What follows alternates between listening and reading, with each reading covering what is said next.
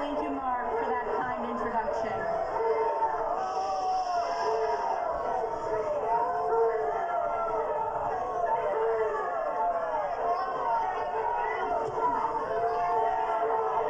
It is truly humbling to be here to commemorate and honor the great John Zerlo.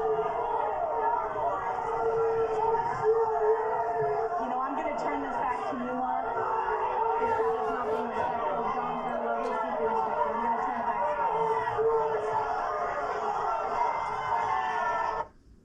you. Sounds like one of my concerts. That's Republican woman, Congresswoman Elise Stefanik of New York, booed off the stage during an event in her home district on Monday. The Congresswoman was met with a wave of loud cheers and boos during an event to honor a local politician who died last year. She finally just gave up talking. She later blamed radical far left Democratic ad. I like that. Yeah, they get them in like Wyoming. It's so radical, you know, exactly. So, you know, this reminds me so much of 2009 during the Obamacare hearings. And you would have senators, members of Congress going out, and they would just, it was really, really tough. And it just shows you how quickly things changed in politics. In 2008, Barack Obama and the Democrats won a historic landslide. The next year, you have even people like our own Claire McCaskill, who's very popular in her state, but Democrats all over the country just getting hammered in town hall meetings, getting booed at town hall meetings. And then, of course, 1 year later, you have the Tea Party winning big. Boy, we're seeing a lot of that where Republicans, and this is always, and I'm serious, this is just a terrible sign for a party. Republicans are scared to go out in public now, and that's one reason why. We call that the Plattsburgh cheer right there. It's a cousin to the Bronx cheer here in New York. Yeah. I mean, Elise Stefanik, that's in her home district.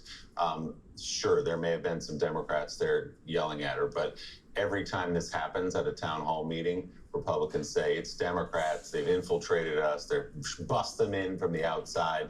If you watch these town halls over this last several weeks, that's just not the case. It's constituents in these red districts many times yelling at their representatives because of their votes on the so-called big beautiful bill and taking things away from them.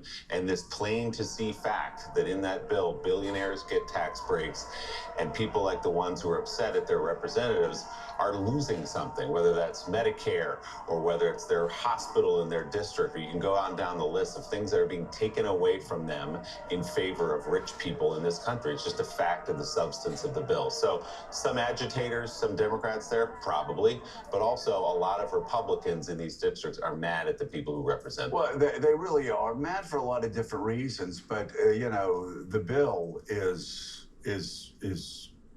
doing so terribly in the polls, and for good reason. It gave tax cuts to billionaires. It gave tax cuts to multinational corporations.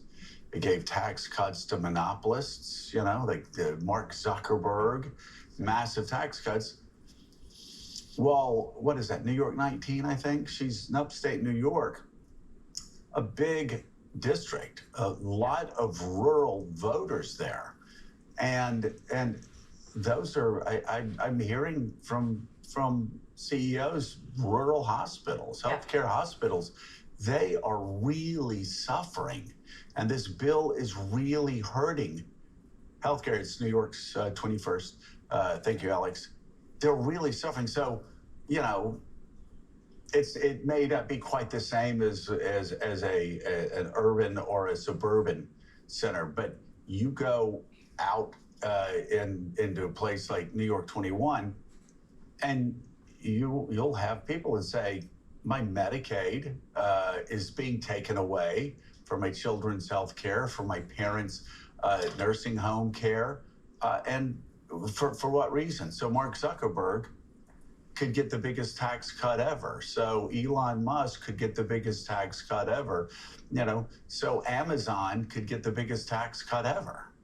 A few things with that. There's, and I know that during August, the Democrats are trying to define that the big beautiful bill as such, and it's not just that rural hospitals may close. It's and if that happens, and making the connection to people who aren't reliant on Medicaid, that means your healthcare costs are going to go up because people will show up in emergency rooms to get care. People this is bad for everyone, and I think it's that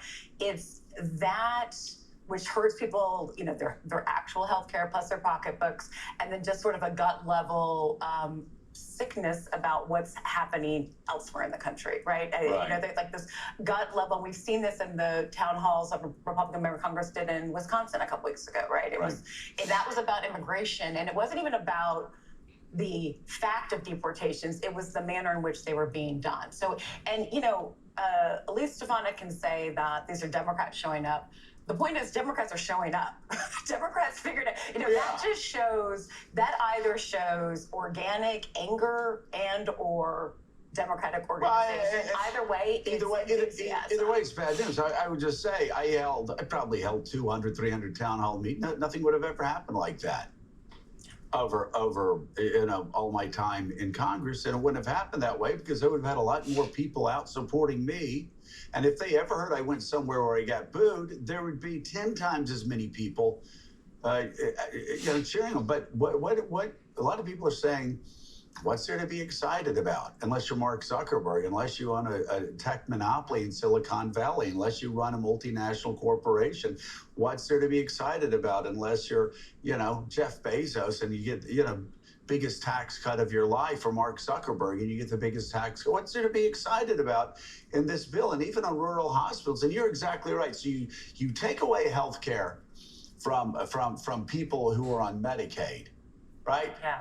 It's not just like, oh, hey, we showed them. Right. I'm not exactly sure what you're showing them, but what happens is they go to emergency rooms. Yeah. The hospitals have to treat them by law.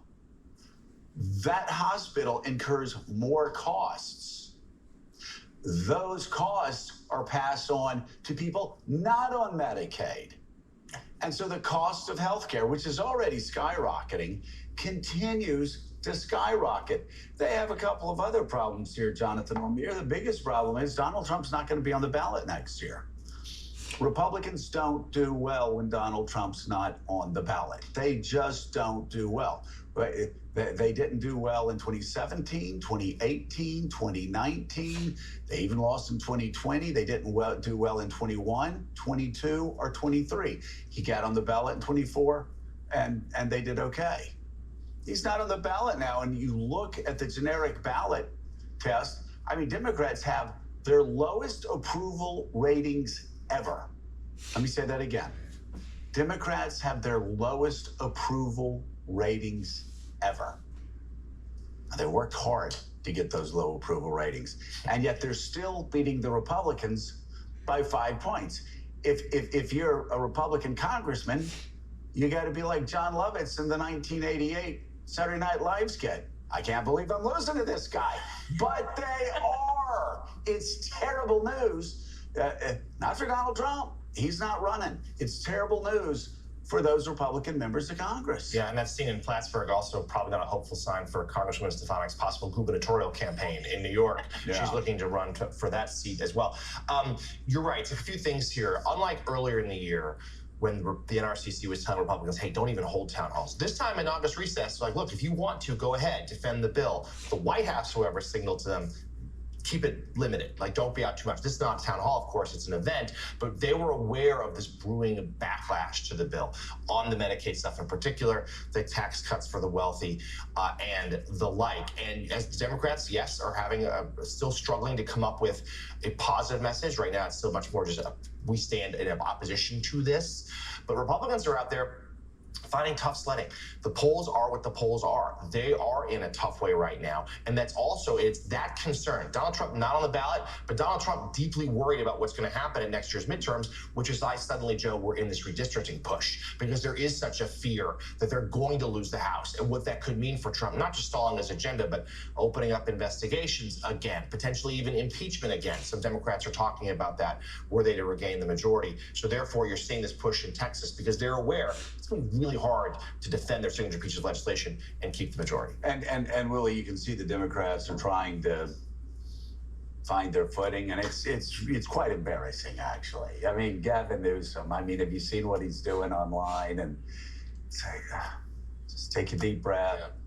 Yeah. Don't try to turn the ship 180 degrees and they don't know what to do. I have a good idea. Instead of trying to school Donald Trump, talk into the camera about affordability. Talk about making groceries more affordable. Talk about what you're going to do for housing. Talk about what you're going to do for energy prices that continue to go up. We heard the congressman yesterday talk about energy prices skyrocketing in New Jersey. Don't try, as I've been saying, Donald Trump's not on the ballot in 26. He's not on the ballot in 28. Why try to drag Muhammad Ali in the ring when you got Chuck Wepner standing right in front of you? And Wepner's a bleeder. He's a bleeder. You want him. So why are you going, I'm going after Donald? No, you're not. You're not running against Donald Trump. Go after Tweedledee or Tweedledum. Chuck Wepner, a bleeder. Go after him. No respect to Chuck Wepner. Yeah, all due respect, of course. He kind of held in there long. Inspired Rocky, many people say. I think he did. Yeah. I mean, this is the attention economy that Governor Newsom understands. You got to get attention somehow, so he's on social media doing parodies of Donald Trump and trying his best to kind of grab some attention. I think he's looking beyond 2026, obviously. Who's writing about all this is Jim Vandehei, about Republicans trying to find their footing. Let's bring in the Pulitzer Prize-winning columnist, MSNBC political analyst Eugene Robinson, and the co-founder and CEO of Axios, Jim Vandehei. So, Jim, we kind of walked right into your column. Let's read from it. It's titled The Rising Democratic MAGA Movement. You write, Democrats needing, quote, their own version of a populist, anti-establishment, MAGA-like makeover. So what does that look like, Jim? Yeah, it looks like what you were just talking about with Gavin Newsom, right? Trying to adopt a lot of the techniques that you saw from Trump, that you've seen from MAGA. Get on social media, be a warrior, curse a lot, try to have a lot of edge, insert yourself into the news cycle. I think the bigger part, though, is what you've seen happening in New York, what you've seen happen in Minneapolis, the popularity of Bernie Sanders, the number of people turning out for AOC events. That right now the momentum in the party is very much for the very progressive wing of the Democratic Party, which is not that much of a shock, but I think is probably problematic in the off-year elections for Democrats. It's just not where the vast majority of the country seems to be. I think it's one of the reasons that the Democratic brand overall is low. And so I think that's an important thing to watch. And in terms of your conversation about the backlash to the bill, to me, this is going to be a really, really important conversation 3 months from now. In 3 months, we're going to know what's happening with redistricting. If Republicans can really rewire the map in a way where they can pick up anywhere from 5 to 10 seats, that is meaningful. That is deeply, deeply meaningful. It's harder in these Democratic states to do it. It's easier in Texas and Republican states to do it. The other is, watch the next month. If inflation does what I think inflation's going to do, it is going to be deeply, deeply problematic for the Republican Party.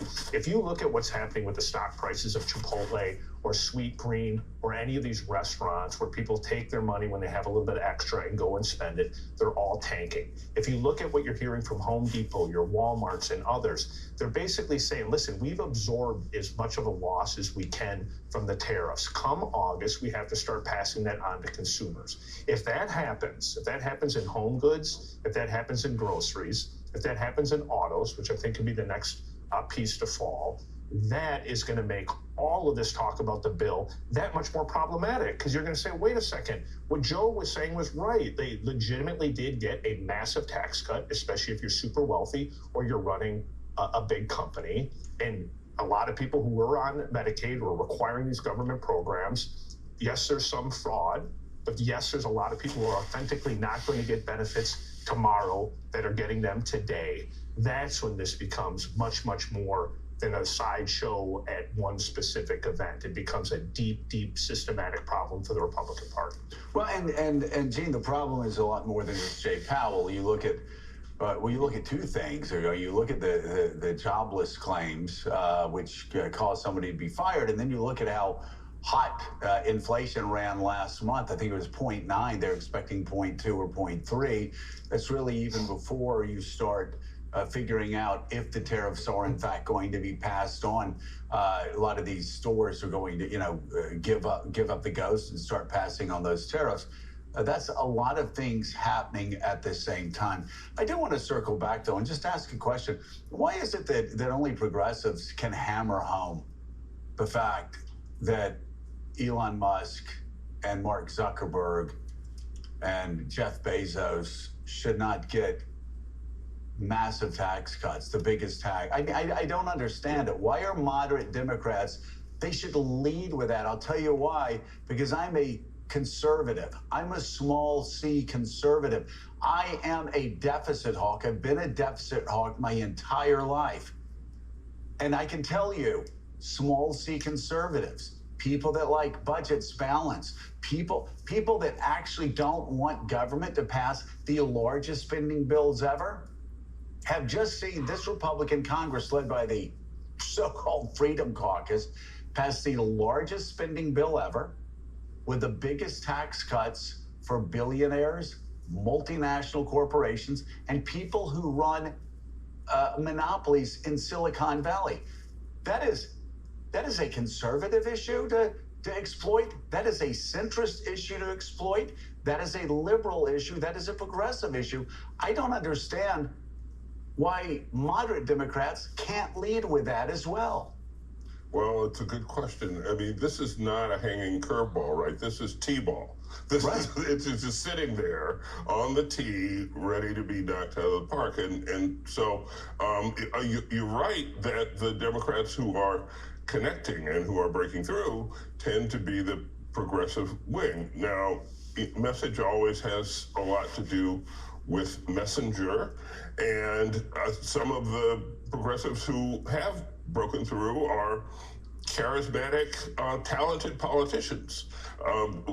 Whether or not you believe their views are mainstream, they're good at politics, and they're getting the message through. I guess the second thing I would say is that one thing I believe I have learned in the Donald Trump era is that the labels that we use, progressive, moderate, conservative, paleo-conservative, MAGA, whatever, those labels are fungible. Those labels don't necessarily apply anymore. So there is a lot that progressives are saying that may really connect with a lot of voters whom you would not think of as progressive. Now, there are things that progressives say that probably don't connect with those voters, but I think we're either we need some different labels or we need to just de-emphasize the labels and kind of look at what the message is, how it's connecting,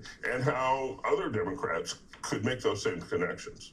Jim, you write in your piece about style and how Democrats are, some of them anyway, trying to adopt almost a Trumpian style of performance in politics. Your bottom line is, though, Trump's suit fits Trump uniquely. Others who try to don it wind up looking like clowns. I'm thinking back to the 2016 election when Marco Rubio tried that on for a while. Remember that? He tried the tough talk and embarrassed himself there. Gavin Newsom's trying it, but the thing with Governor Newsom, for example, is he can go and fight. You see him in interviews with Hannity. He goes to places that a lot of Democrats don't go and can have those conversations and those debates. So what is that sort of middle ground between not being so performative, but also showing the kind of fight that Democratic voters are desperate to see right now?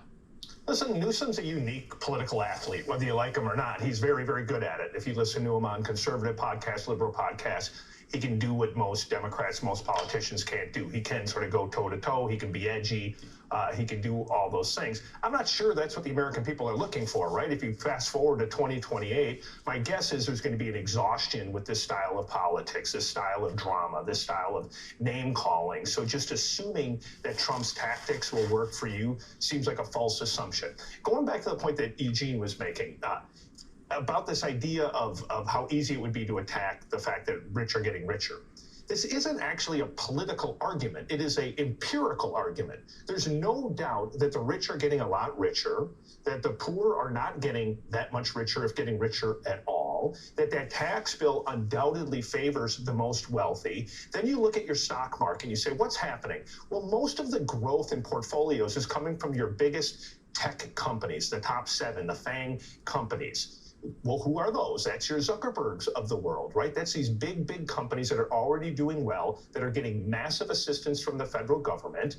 And the only people who can really invest in a lot of these companies are people who themselves are already rich, right? If you look at people who have money in 401ks or in the stock market, tend to start with a lot of money to begin with. So the rich are going to keep getting richer. This is a fantastic environment if you have money. There's no doubt about it. And I think that always sits on top of politics, right? People are always feeling like, is the system rigged? Is the system fair?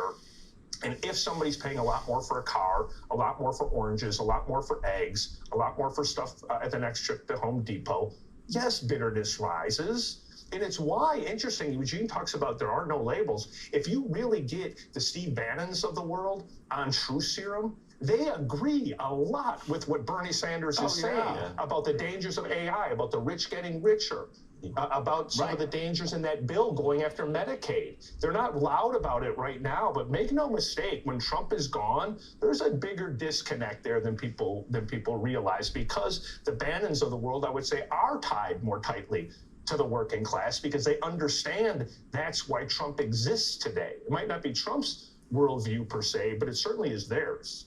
Well, I mean, Steve Bannon will tell you just that. He's a fan of Lisa Kahn's. He believes, like me, that monopolies should be broken up. I mean, he believes, like me, that billionaires should not be getting tax cuts right now, while working class Americans are struggling more and more every day.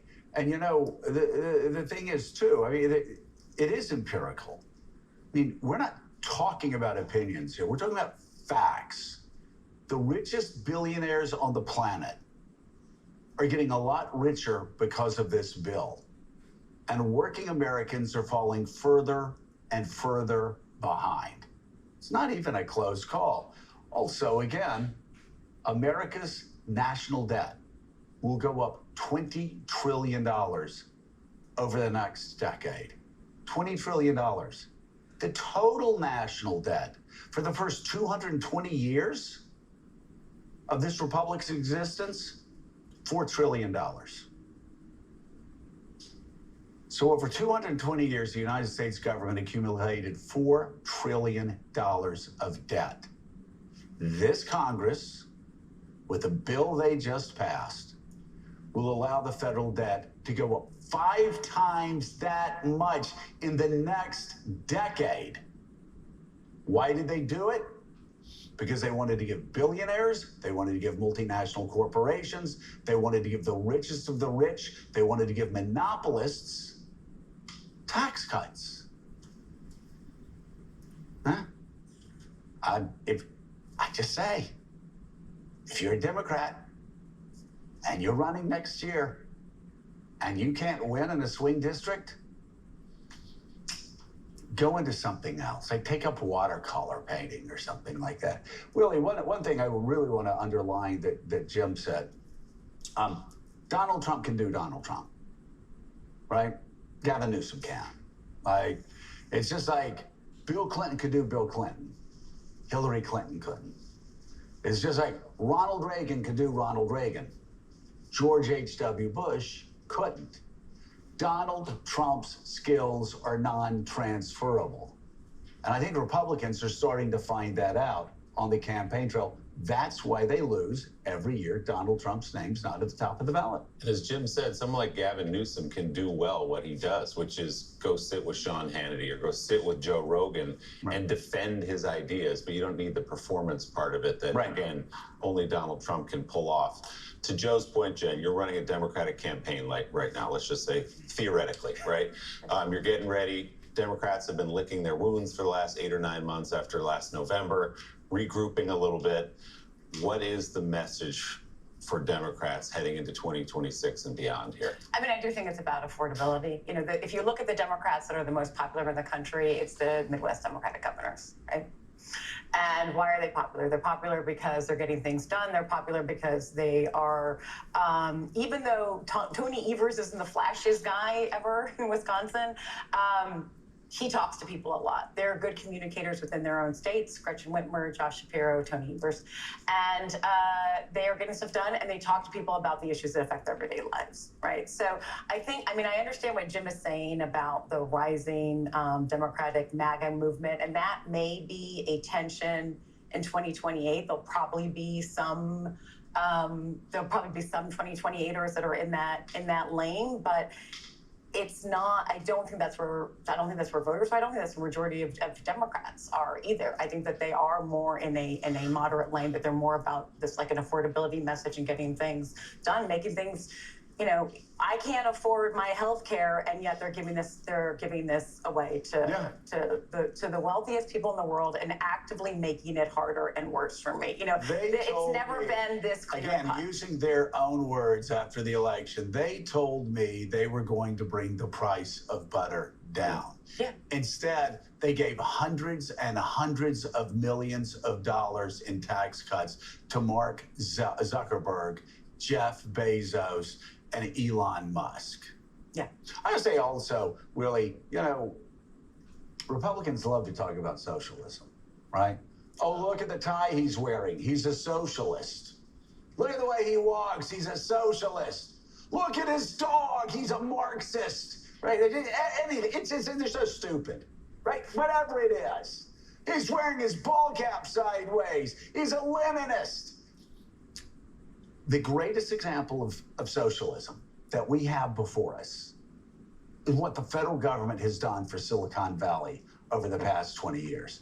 And that was the big kicker. The richest guy on the planet, who's taking the bare essentials away from the poorest of God's children on the planet, he became the richest person on the planet by government welfare, by getting money from the federal government. They all get so much money. These billionaires are like, we're libertarians. Yeah, they're libertarians until they ask for the next billion from the federal government. It's so bogus. So you've got Republicans that are they're preaching capitalism to poor single moms. And they're practicing socialism with the largest multinational corporations on the planet. It's just absolute nonsense. And this is empirical. As Jim said, this isn't opinion.